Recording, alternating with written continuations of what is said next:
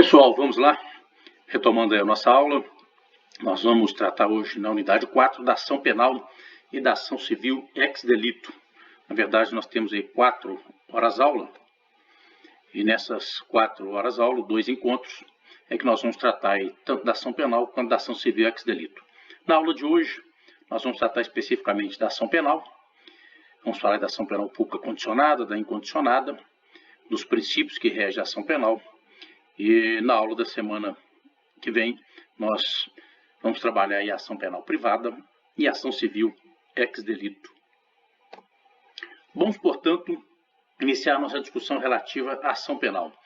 Primeiro, nós precisamos estabelecer o conceito de ação penal, que não se confunde com o conceito de direito de ação.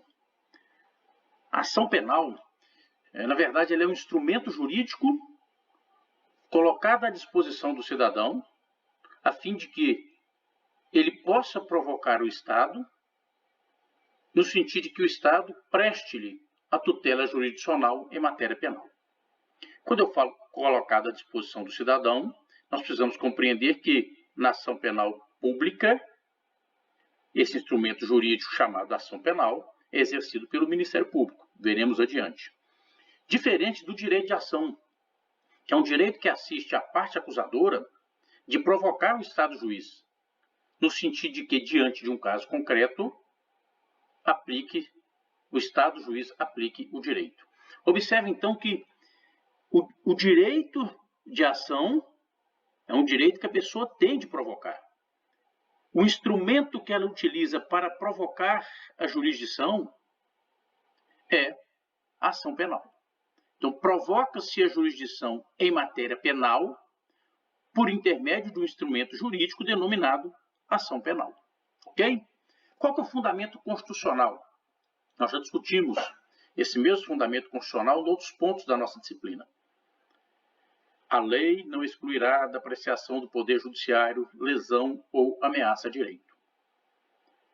Diante, portanto, de uma infração penal, quer seja lesionando um direito, ou seja, causando um prejuízo concreto ao direito, ou diante de uma ameaça ao direito, nasce para o jurisdicionado o direito de ação, que ele o exerce por intermédio da ação penal. E aí vem um questionamento. A possibilidade da existência de lide no processo penal. Lide é da essência do direito civil. Lide é um conflito de interesses qualificado por uma pretensão que é resistida. Uma parte busca algo e a outra resiste em relação a esse mesmo algo. Ora, no âmbito do processo penal, não existe conflito de interesses. Por que não existe conflito de interesse? Porque a preservação da liberdade é um interesse comum. Interessa ao Estado tanto a condenação do culpado quanto a absolvição do inocente. Esse mesmo Estado, ele não se coloca em situação de conflito em termos de interesse. O Ministério Público, portanto, quando oferece a denúncia, buscando a condenação, ele pode, no curso do processo, se convencer, em face das provas produzidas em juízo, diante do contraditório da ampla defesa, de que o caso é de absolvição.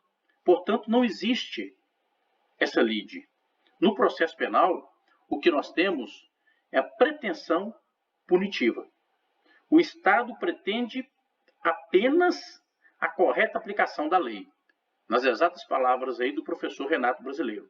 No processo penal, o Estado pretende apenas a correta aplicação da lei. A pretensão punitiva nada mais é do que a imposição da sanção penal ao autor de uma infração penal. E nas palavras de Gustavo Badaró, a pretensão punitiva seria o poder do Estado de exigir de quem comete um delito a submissão à sanção penal. Mas olha essa parte final. Porém, tal pretensão não poderá ser voluntariamente resolvida sem um processo, não podendo nem o Estado impor a sanção penal, nem o infrator submeter-se a ela, sem que haja um processo. discutimos nas nossas aulas anteriores, sobretudo nas primeiras, o devido processo legal.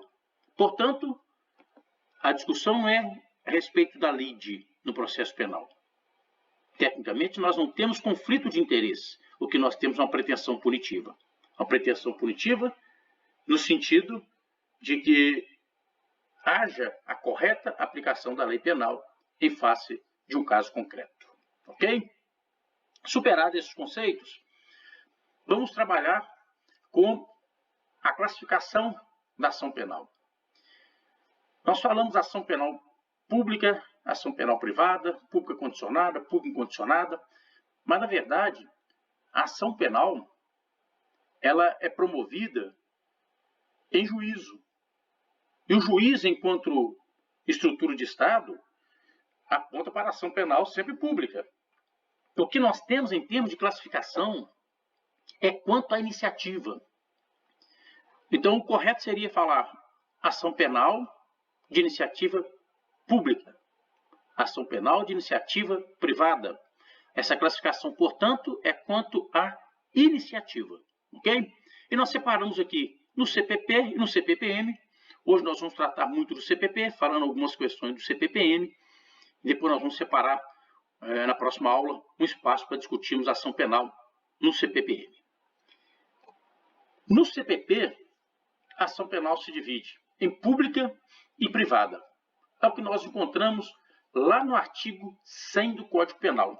Por que eu coloquei aqui o artigo 100 do Código Penal? Porque a ação penal é tratada tanto no Código Penal quanto no Código de Processo Penal. No artigo 100 do Código Penal, nós vimos que a ação penal é pública, salvo quando a lei expressamente a declara privativa do ofendido. A regra, portanto, é a ação penal pública. Quando que ela será privada? Quando a lei expressamente apontar, cuidar-se de uma ação de iniciativa do ofendido, que nós veremos mais adiante, ou do seu representante legal. A ação penal pública, ela se divide em incondicionada e condicionada. Então, a regra é a ação penal pública. Quando a lei assim o disser, ela será privada. Dentro da ação penal de iniciativa pública, a regra é incondicionada. Quando a lei o disser, ela será condicionada à representação ou à requisição. É o que nós temos aí no artigo 24 do Código de Processo Penal. Nos crimes de ação pública, esta será promovida por denúncia do Ministério Público. E vem aqui a primeira condição: dependerá, quando a lei o exigir, requisição do ministro da Justiça ou da representação do ofendido ou do seu representante legal.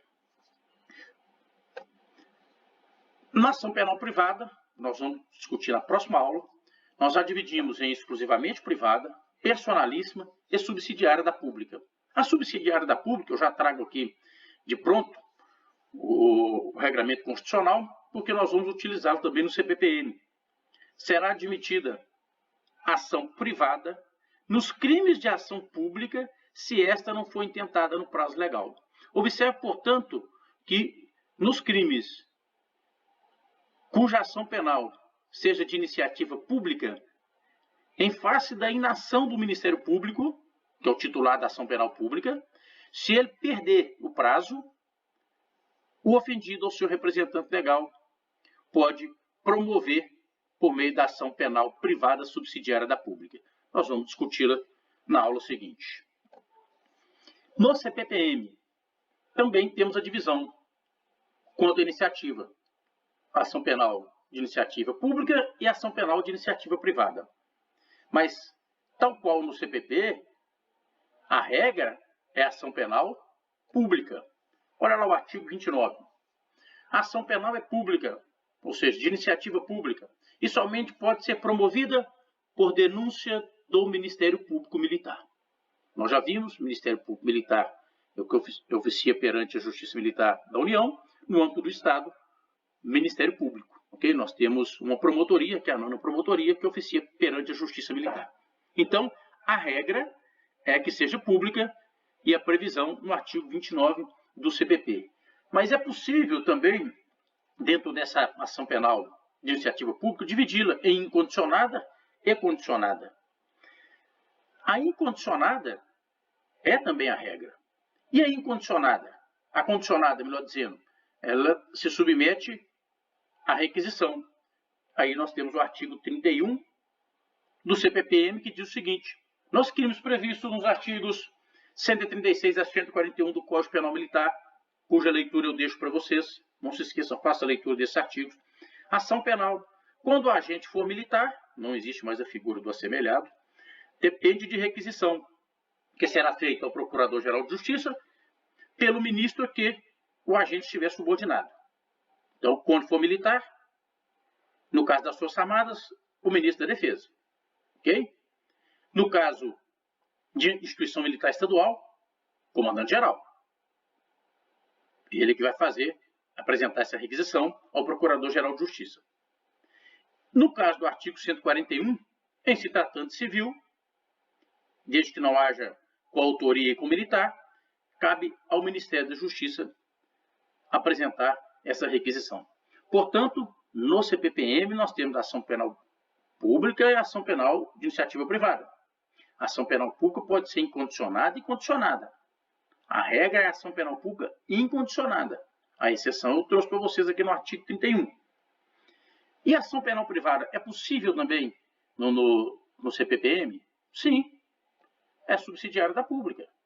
Tal qual para os crimes comuns, cujo regramento está no CPP. A ação penal privada subsidiária da pública, com fundamento não no CPPM, mas na Constituição da República de 1988. Podemos avançar? Então vamos tratar da ação penal pública incondicionada. Ação penal pública incondicionada nada mais é do que a ação penal de iniciativa pública que não depende de nenhuma condição. Vejam bem, quem que é o titular da ação penal pública incondicionada? O Ministério Público. É o titular da ação penal pública. Nós estamos tratando especificamente aqui da condicionada. Está lá no artigo 129, inciso 1. Compete privativamente ao Ministério Público promover a ação penal pública na forma da lei. Portanto, ele é o titular da ação penal. Na verdade, esse artigo 129 e essa lógica da titularidade da ação penal, ela reforça o nosso sistema acusatório. E em se tratando de bens públicos? Bom, artigo 24, parágrafo 2º do CPP. Seja qual for o crime, nós vamos citar um exemplo já, quando praticado em detrimento do patrimônio ou do interesse da União, Estado e município, a ação penal será pública. E aí eu trago o exemplo do artigo 179. Temos outros exemplos também que veremos mais adiante. Fraudar a execução, alienando, desviando, destruindo ou danificando bens, ou simulando dívidas. Parágrafo único. Somente se procede mediante queixa. Se somente se procede mediante queixa, nós estamos tratando de uma ação penal de iniciativa privada. Mas, e se o réu fraudar, se a pessoa fraudar a execução, por exemplo, em detrimento do INSS, no nosso caso militar de Minas Gerais, em detrimento do Instituto de Previdência?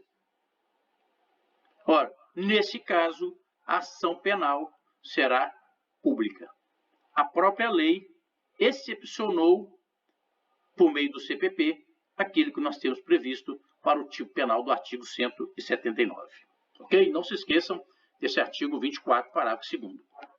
E aí a gente chega numa questão interessante. A discussão em relação ao artigo 129, inciso 1 da Constituição, versus o artigo 26 do CPP. Eu trago um outro ingrediente aqui, que é a discussão do 129.1 versus 26 do CPP, considerando que nós vivemos ou vivenciamos uma estrutura que se assenta no Estado Democrático de Direito. O que é isso aqui? O artigo 129, inciso 1, ele diz que compete privativamente ao Ministério Público promover a ação penal pública na forma da lei. Quando nós vamos lá para o artigo 26 do CPP, que não foi revogado, ele diz o seguinte, mais uma vez, o 26 não foi revogado. A ação penal nas contravenções penais será iniciada com auto de prisão em flagrante ou por meio de portaria expedida pela autoridade judiciária ou policial. Vejam vocês que, nos termos do artigo 26, em se tratando de contravenção penal, não existe denúncia. A ação penal ela se inicia por portaria do juiz ou do delegado de polícia. Se não vier, por meio do auto de prisão em flagrante. É claro que esse artigo 26 não foi recepcionado pela Constituição. É claro que esse processo judicialiforme não foi recepcionado pela Constituição de 88 e não encontra assento no Estado Democrático de Direito. Se a Constituição diz que compete privativamente ao Ministério Público promover a ação penal pública, e se nos termos do artigo 17 da Lei das Contravenções Penais, as contravenções penais, todas elas, são de ação penal pública, e deve a autoridade proceder de ofício, ou seja, vamos fazer a seguinte leitura do artigo 17. A ação penal é de iniciativa pública incondicionada nas contravenções penais. Então, se a contravenção penal é ação penal pública incondicionada, e o artigo 129.1 da Constituição diz que compete privativamente ao Ministério Público promover ação penal pública na forma da lei, o artigo 26 não foi, portanto, recepcionado pela Constituição. O processo judicialiforme, portanto, a despeito da não revogação do artigo 26, ele não existe no direito brasileiro. O artigo 26 não foi recepcionado.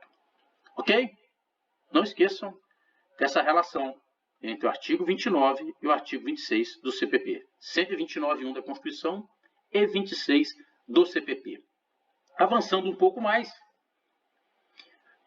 os princípios, alguns dos princípios que regem a ação penal pública incondicionada.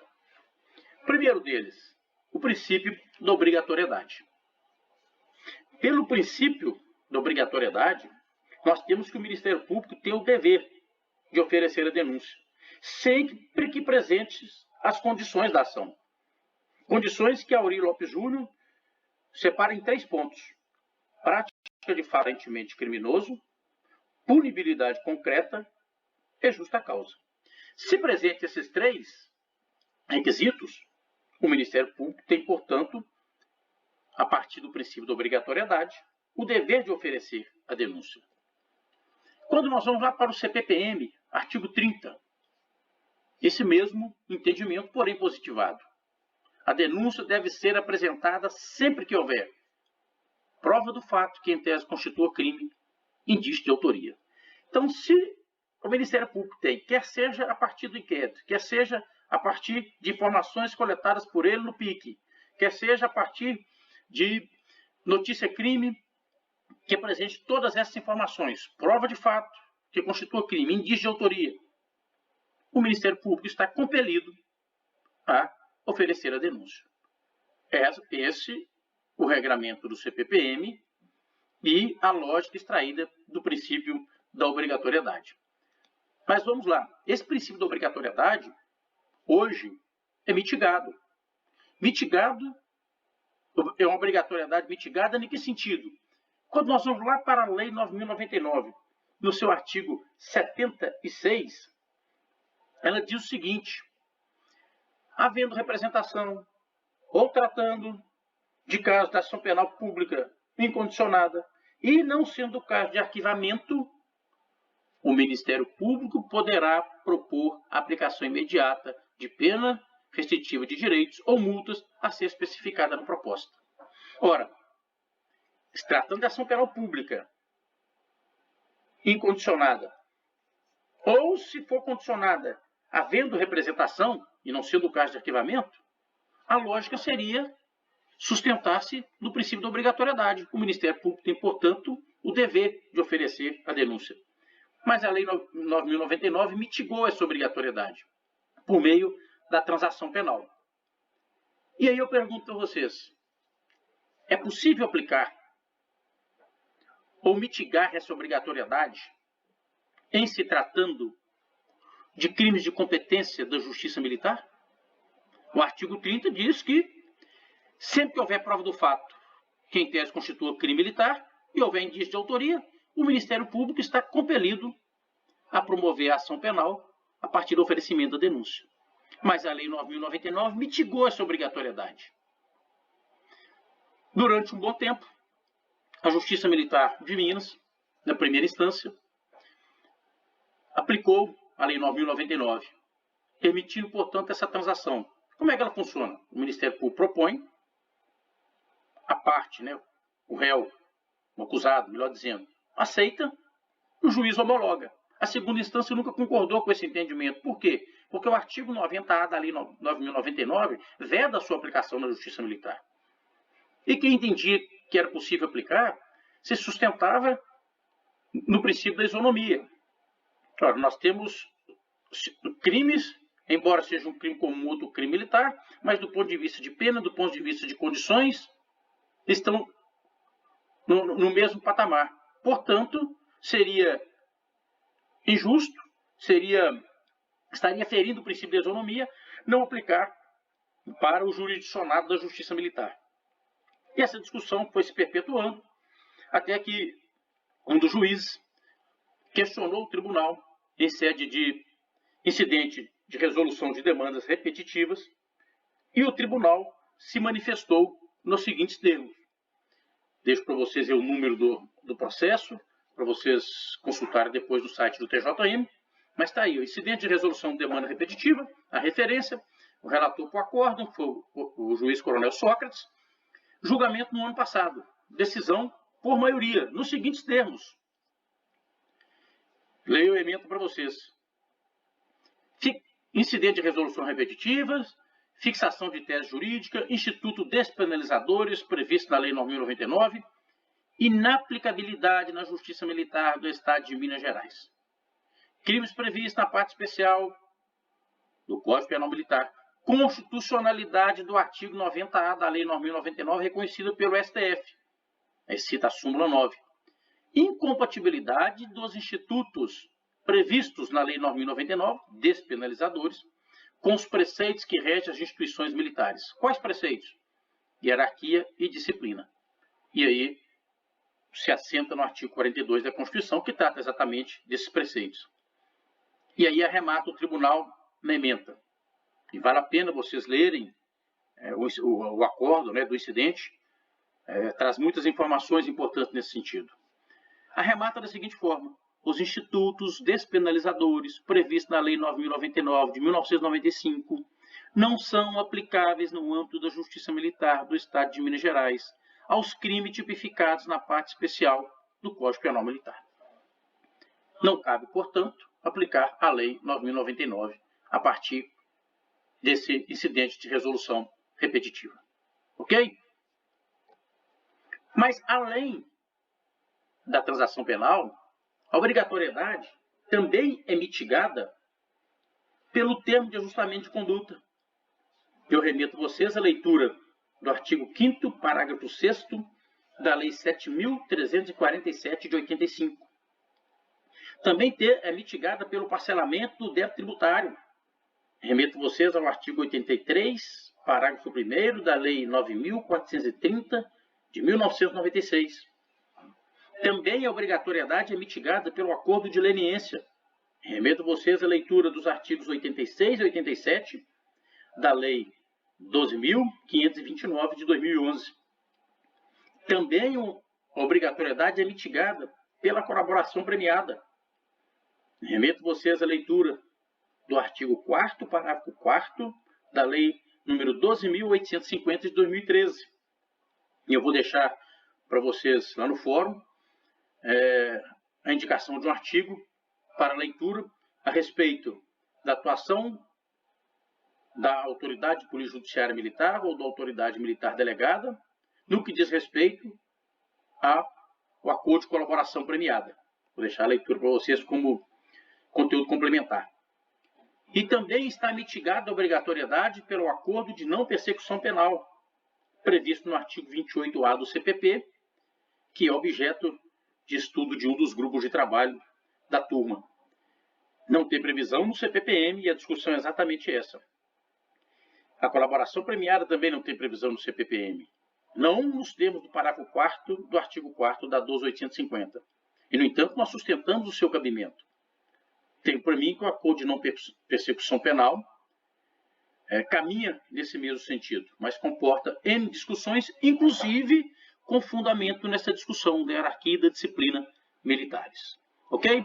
Então, superado o princípio da obrigatoriedade, vamos ao próximo princípio, que é o princípio da indisponibilidade, também chamado de princípio da indesistibilidade, que é um desdobramento do princípio da obrigatoriedade. Então, o princípio da indisponibilidade, ele é um desdobramento do princípio da obrigatoriedade. Quando nós pegamos lá no artigo 32 de CPPM, 42 e 576 de CPPM, e eu remeto a vocês a leitura do CPP, vou fazer a leitura só do CPPM, ele diz o seguinte, que, apresentada a denúncia, o Ministério Público não poderá desistir da ação penal. Eis o princípio da indisponibilidade. O Ministério Público, a partir do princípio da obrigatoriedade e com as referências mitigadas que já estudamos, é obrigado a oferecer a denúncia.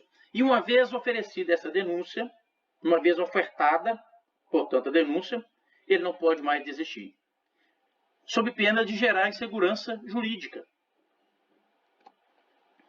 Aí eu trago para vocês aqui, uma vez mais, o princípio da indisponibilidade, também mitigado pela Lei 9.099. Olha lá no artigo 89 que ele diz, nos crimes em que a pena mínima combinada foi igual ou inferior a 1 ano, o Ministério Público, ao oferecer a denúncia, poderá propor a suspensão do processo. Observe que ele ofereceu a denúncia, dentro da lógica do princípio da obrigatoriedade.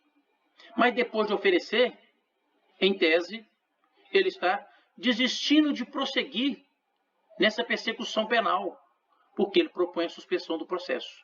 Portanto, o princípio da indisponibilidade também é uma indisponibilidade mitigada com fundamento na Lei 9.099. E uma vez mais eu pergunto, tem aplicação na Justiça Militar? Remeto vocês ao incidente de resolução de demandas repetitivas que acabamos de estudar. Não tem aplicação, portanto, na Justiça Militar. Princípio da oficialidade. O artigo 129.1 da Constituição, que nós já discutimos também, diz que cabe ao Ministério Público promover a ação penal pública na forma da lei. O Ministério Público, portanto, é órgão de Estado. Da mesma forma que a investigação se dá por meio de um órgão de Estado, a ação penal pública incondicionada, ela é promovida a partir de um órgão de Estado denominado Ministério Público, admitido-se, é claro, a privada subsidiária da pública, que nós vamos detalhar na próxima aula. Princípio da indivisibilidade. Havendo elementos probatórios contra coautores e partícipes, o Ministério Público é obrigado a oferecer denúncia contra todos. Baseado nesse princípio da indivisibilidade, não pode o Ministério Público escolher contra quem oferecer a denúncia. Embora haja entendimento contrário, que pode fracionar, mas ainda assim, desde que ele tenha dúvida em relação a um ou outro. Então imagine aí uma infração penal praticada por 4 pessoas. O Ministério Público tem todos os elementos em relação a 2 deles. Em relação aos outros, então resta pendência. Para que ele tenha esses elementos mínimos a arrimar uma denúncia. Portanto, ele oferece em relação a 2. Mas se ele tem esses elementos concretos, capazes de sustentar uma denúncia, ele não pode escolher contra quem oferecer a denúncia. E aí eu pergunto a vocês, essa indivisibilidade, ela é afetada pelos institutos da Lei 9.099? Sim, ela é afetada. Em que termo? Ela é afetada a partir do momento que, imaginemos aqui, 4 autores. O Ministério Público oferece a transação penal em relação a um. Então, nós temos um crime praticado em coautoria nos termos do artigo 29. 4 autores, coautores e partícipes. Um aceitou a transação penal. Os outros 3 não aceitaram. Portanto, está dividida a ação penal. Em relação a um deles, transação penal. Em relação aos outros 3, prossegue-se, portanto, com o oferecimento da denúncia. Portanto, mitigado nesse sentido, né? Princípio da intranscendência. A denúncia, meus amigos, só pode ser oferecida contra o provável autor da infração penal. Não existe essa possibilidade de a denúncia alcançar terceiros que não tenham participado da empreitada criminosa. Esse princípio da intranscendência ele é um desdobramento do princípio da pessoalidade da pena, esculpido na nossa Constituição. Nenhuma pena passará da pessoa do condenado. O princípio da pessoalidade da pena, ele guarda uma relação direta, em termos de ação penal, com o princípio da intranscendência. Partindo-se da lógica de que, no direito brasileiro, nós trabalhamos com responsabilidade penal subjetiva. Ora, se nós trabalhamos com responsabilidade penal subjetiva e não responsabilidade penal objetiva, seria descabida a instauração de processo criminal em desfavor de quem não tenha nada a ver com o crime. Portanto, a ação penal ela não pode passar da pessoa contra quem o Ministério Público tem elementos de autoria e materialidade que lhe permita arrimar, sustentar uma denúncia. Não pode atingir terceiros. Ok? Pouco mais adiante, a ação penal de iniciativa pública, porém condicionada. Nesse caso, a atuação do Ministério Público depende do implemento de uma condição. E essa condição, ela é a condição de procedibilidade. O que significa? Não implementada essa condição, o Ministério Público não pode agir. Diferente da ação penal de iniciativa pública incondicionada, em que ele age de ofício, por determinação da lei, aqui não. Veja lá o artigo 24, os artigos 24, né? 24 do CPP e artigo 100, parágrafo 1º do CP. A ação penal é pública e promovida pelo Ministério Público. Aí ela traz a ressalva. Mas ela depende, quando a lei exigir, da requisição ou da representação, conforme o caso. E nós vamos tratar primeiro da representação. A representação, qual que é o objetivo da representação? Evitar o strepto judice, que é o quê? O escândalo do processo. A lei coloca nas mãos do ofendido ou do seu representante legal dois valiosos instrumentos, oportunidade e conveniência, a fim de que o ofendido ou seu representante legal possa avaliar se é o caso de permitir ao Ministério Público promover ação penal pública, na forma da lei. Se o ofendido ou representante legal entender não oportuno ou não conveniente levar adiante a ação penal, o Ministério Público nada pode fazer a respeito. E eu trago para vocês alguns exemplos, deixo para vocês lerem. E olha, quem vai dizer se a ação penal será condicionada à representação? A lei. E eu trago para vocês aí o exemplo do artigo 130, parágrafo 2º, 147, chama a atenção do artigo 171, parágrafo 5º, alteração do final do ano passado. Estes crimes, todos eles, o próprio tipo penal traz, somente se procede mediante a representação. Então, a lei diz quando é necessária a representação. Ok? E em relação à forma da representação, o artigo 39 do CPP diz que o direito de representação poderá ser exercido pessoalmente ou por procurador com poderes especiais, mediante declaração escrita ou oral, feita ao juiz, ao órgão do Ministério Público ou autoridade policial. E aí eu pergunto a vocês, cabe representação ao juiz? Na atual ordem constitucional?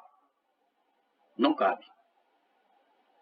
o sistema acusatório é incompatível com a representação apresentada ao juiz. Portanto, se alguém procurar o juiz, no sentido de falar, olha, eu fui vítima do crime lá do artigo 156, parágrafo 1º, eu gostaria de representar, o juiz precisa encaminhá-lo ao Ministério Público ou à polícia. A representação é condição de procedibilidade não só para a ação penal, e nós já vimos isso quando estudamos o inquérito, também para a instauração do inquérito. A autoridade policial não pode instaurar o inquérito sem essa autorização do ofendido ou seu representante legal. Então, quanto à forma, ainda é desnecessário o formalismo. O STF assim já decidiu. Para a representação não se exige formalismo, sendo suficiente, aí ele cita o caso concreto, vocês podem acessar no site lá do STF, sendo suficiente a manifestação, mas tem de ser uma manifestação inequívoca do ofendido ou do representante legal, no sentido de que se inicie o processo contra o acusado, ou no sentido de que se inicie a investigação criminal contra aquela pessoa tida como suspeita. E eu trago para vocês a questão do histórico do REDS. É suficiente? Sim, é suficiente o histórico do nosso boletim de ocorrência policial, desde que traga essa manifestação inequívoca do ofendido ou seu representante legal, no sentido de ver a pessoa que em tese praticou a infração penal investigada, ou seja, para fins de inquérito, ou processada e julgada para fins de ação penal. A importância de se discutir ação penal com fundamento do CPP não é para o exercício da atividade político-judiciária militar, já que estamos falando para futuros oficiais. É sim para o atendimento aos destinatários dos serviços de segurança pública prestados pela Polícia Militar. Eu, policial militar, tenho de compreender, conhecer a estrutura da ação penal, a fim de que eu possa orientar o cidadão diante de um caso concreto. Lembre-se que falei nas nossas primeiras aulas que a Polícia Militar, o policial militar, ele é o primeiro a garantir direitos, é o primeiro a chegar no local de ocorrência. Quando nenhum outro órgão chegou, a Polícia Militar é a primeira a chegar. É preciso, portanto, compreender essa lógica da ação penal para ter condições de atender com qualidade e objetividade os clientes destinatários aí das atividades de polícia ostensiva e de preservação da ordem pública. Quem é o titular da ação penal de iniciativa pública condicionada à representação? O ofendido ou seu representante legal. Se o ofendido é capaz, portanto, ele é o titular. Mas e se ele é menor? Bom, se o ofendido é menor, os pais, de regra, são seus representantes. Não sendo os pais, o representante legal, aquele que fala por ele. Se for doente mental, da mesma forma. Mas e se nós tivermos aqui, no caso do menor e do doente mental, uma colidência de interesses? Ou seja, a pessoa que praticou a infração penal é o representante legal. Ora, ele não tem interesse de representar. Neste caso, ou quando há colidência de interesse, ou quando inexiste o representante legal, o juiz, ele nomeia um curador especial, para que esse curador possa não representar, o juiz não pode obrigá-lo a representar, mas que ele possa avaliar, dentro do juízo de conveniência e oportunidade, se é o caso de representar ou não. Ok? E no caso de morte do ofendido, como que nós vamos trabalhar essa questão? Bom, no caso de morte do ofendido ou de declaração de ausência por decisão judicial, nós vamos aplicar o artigo 24, parágrafo 1º do CPP. Nós temos aí uma sucessão processual. Leu depois lá o parágrafo 1º do artigo 24. Uma sucessão processual no seguinte sentido. Morreu o ofendido ou representante legal, e aqui representante legal tratando apenas do menor e do doente mental, mas morte sobretudo do ofendido. o fato não deixou de existir. A infração penal não deixou de existir. Passa-se, portanto, para o cônjuge, por meio de sucessão processual, o ascendente, o descendente ou o irmão. É o CAD, que vocês conhecem muito bem. Nessa ordem, eu não posso inverter essa ordem. Se o cônjuge não exerce esse direito, passa para o ascendente, depois para o descendente, depois para o irmão. No caso de cônjuge, tem uma discussão se poderia se ampliar o conceito de cônjuge, com fundamento no artigo 226, parágrafo 3º da Constituição, para incluir também o companheiro. Parte da doutrina entende que não, por se tratar de uma analogia mal à parte. Ou seja, eu estou incluindo o cônjuge, então estou ampliando o rol de pessoas legitimadas a representar em desfavor do autor da infração penal.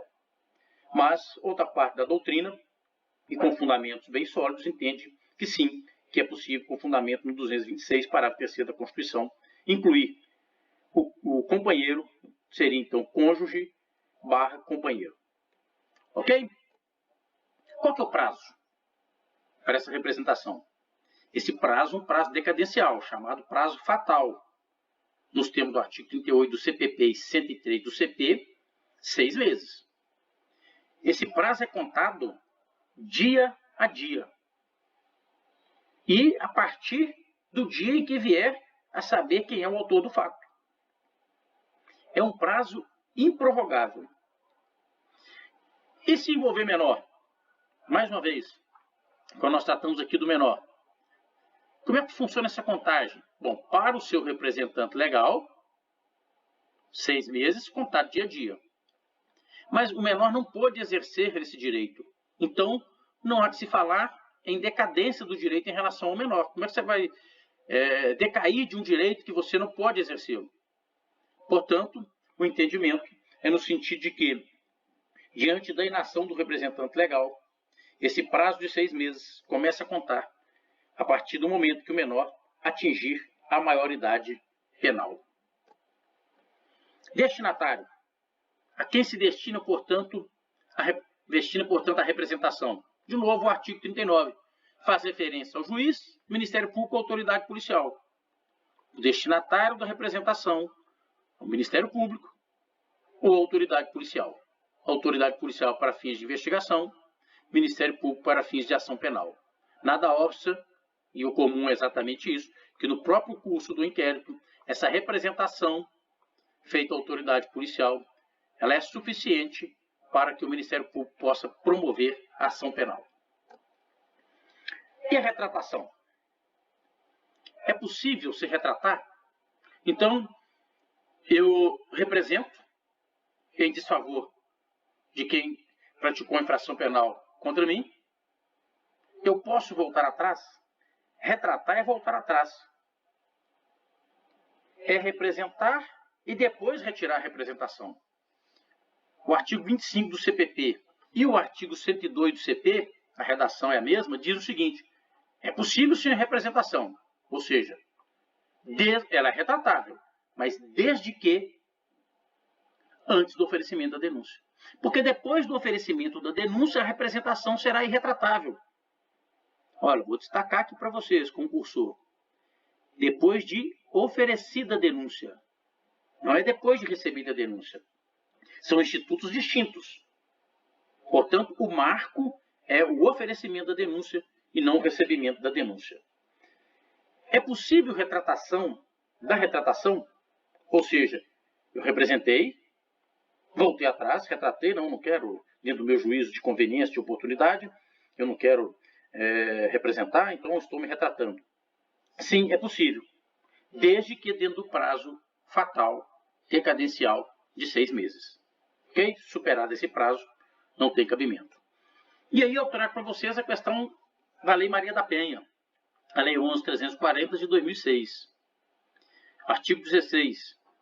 Nas ações penais públicas condicionadas à representação, que é o caso do nosso estudo, da ofendida, de que trata essa lei, só será admitida a renúncia à representação perante o juiz, em audiência especialmente designada com tal finalidade, antes do recebimento da denúncia e ouvido o Ministério Público. a gente observa mais uma vez uma tecnia do legislador, quando ele fala de renúncia à representação, na verdade ele está tratando de retratação.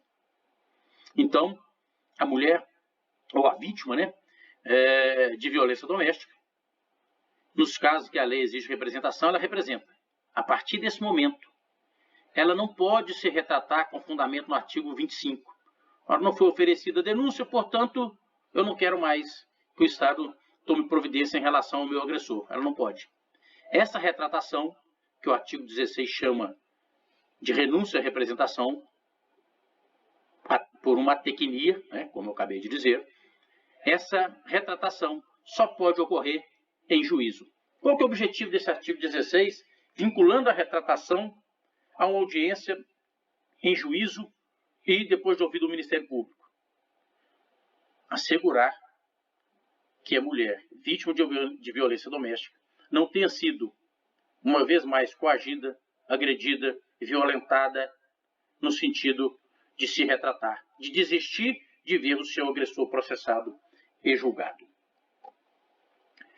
Vamos à outra parte, então, ainda dentro da ação penal, de iniciativa pública, porém condicionada.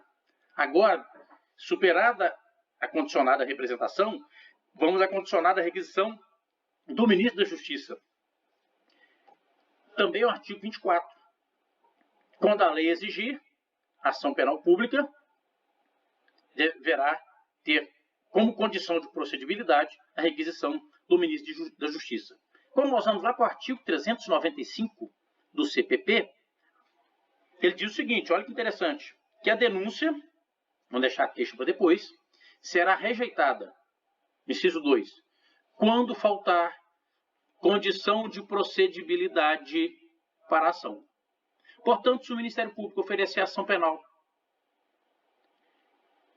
em casos em que a lei exija a requisição do ministro da Justiça, também serve para a representação, o juiz deverá rejeitar a denúncia, por faltar condição para o seu exercício, ou seja, condição de procedibilidade. O objetivo é o mesmo, evitar o escândalo do processo, como já estudamos. Quais hipóteses? Aqui é mais restrito. O legislador restringiu as hipóteses de alcance dessa condição de procedibilidade denominada requisição do ministro da Justiça. Se aplica nos casos de crimes cometidos por estrangeiros, nós vamos ver, artigo 7º, parágrafo 3º do Código Penal. A lei brasileira aplica-se também ao crime cometido por estrangeiro contra brasileiro fora do Brasil. Vocês já estudaram isso com o professor de Direito Penal. Mas tem de reunir algumas condições. Dentre elas, tem de haver requisição do ministro da Justiça. Portanto, você está viajando no exterior e um estrangeiro pratica um crime contra você. Para que esse fato seja submetido à apreciação do Poder Judiciário no Brasil, presente os demais requisitos, é preciso uma requisição do ministro da Justiça. Outro caso, outra hipótese, está no artigo 141, combinado com 145 do Código Penal. As penas combinadas nesse capítulo aumentam-se, estão tratando de crimes contra a honra, aumentam-se de 1/3 se qualquer dos crimes é praticado contra o presidente da República e chefe de governo estrangeiro. Quando nós vamos lá para o artigo 145, parágrafo único, ele diz o seguinte: procede-se mediante a requisição do ministro da Justiça, no caso do inciso 1 do caput do artigo 141 deste Código. Portanto, apenas nesses casos tem cabimento a requisição do ministro da Justiça na ação penal pública condicionada a tal requisição. É um ato político. Tanto é que a requisição é do ministro da Justiça, não é do ofendido. O presidente da República não tem legitimidade para requisitar do Ministério Público a ação penal. O ofendido, a pessoa que foi vítima do crime no exterior, também não tem essa legitimidade. A legitimidade é do ministro da Justiça. Portanto, é um ato político. E a pergunta que se faz, vincula o Ministério Público? Porque a lei fala em requisição do Ministério da Justiça. O ministro da Justiça requisita a ação penal. Ele requisita a promoção da ação penal, já que ele não pode promovê-la, porque é privativa do Ministério Público. Ora, se nós partimos dessa lógica, nós estaríamos rompendo com a autonomia do Ministério Público. É claro que não vincula o Ministério Público dessa forma. É apenas uma condição de procedibilidade. Essa requisição aqui é apenas para mostrar para o Ministério Público, olha, se o ministro da Justiça não requisitar, você não pode fazer nada. Quando o ministro da Justiça requisita, cabe ao Ministério Público a análise. Cabe ao Ministério Público aferir se, nestes casos apresentados, ele tem os elementos suficientes, se estão presentes os requisitos para que ele possa promover a ação penal. Nada obsta que o Ministério Público entenda de forma diferente do ministro da Justiça. E, portanto, não promova a ação penal. Ele não pode ser obrigado a promover a ação penal a partir de uma requisição de um órgão político. Ok? Sob pena de ferir o artigo 129.1 da Constituição e a autonomia típica do Ministério Público. Qual que é o prazo? Bom, diferente da ação penal pública condicionada à representação, nós temos um prazo decadencial de 6 meses, aqui nós não temos um prazo. A lei não definiu um prazo. Então, o entendimento hoje da doutrina, da jurisprudência, é no sentido de que, enquanto não estiver extinta a punibilidade. Porque uma vez extinta a punibilidade, não há justa causa para a ação penal. Extinguiu a punibilidade, o ministro da Justiça apresentou a requisição, o Ministério Público não vai oferecer a denúncia, porque falta justa causa para o oferecimento dessa denúncia. E se oferecer, o juiz pode não recebê-la. Então, não existe um prazo de 6 meses, como existe para a condicionada representação, mas enquanto não estiver extinta a punibilidade. E a retratação? Bom, nós não temos no artigo 25 do CPP, nem no artigo 102 do CP, previsão para a retratação, como nós temos em relação à representação. E aí surgem duas possibilidades. Nós estamos diante do silêncio eloquente da lei, quando o legislador optou por trabalhar no artigo 25 do CPP, cuja leitura vocês devem fazer, quando ele optou por tratar nesse artigo 25 apenas da representação, ele se silenciou, mas no silêncio dizendo o seguinte: eu não quero tratar aqui da requisição do ministro da Justiça, quero tratar apenas da representação. Estamos, portanto, diante do silêncio eloquente da lei? Se entendermos dessa forma, não cabe retratação. Ou nós estamos diante da aplicação da regra da representação prevista no artigo 25. A doutrina tem caminhado no sentido de que não estamos diante do silêncio eloquente. Estamos diante, sim, tal qual a ação penal de iniciativa pública condicionada à representação, também em relação à retratação, o é a ação penal pública condicionada à requisição do ministro da Justiça. E aí, meus amigos, nós encerramos essa nossa aula de hoje. Na próxima aula, nós vamos estudar ação penal privada e ação civil ex delito, e vamos dar um enfoque para a ação penal em relação aos crimes militares. Bons estudos e até a nossa próxima aula.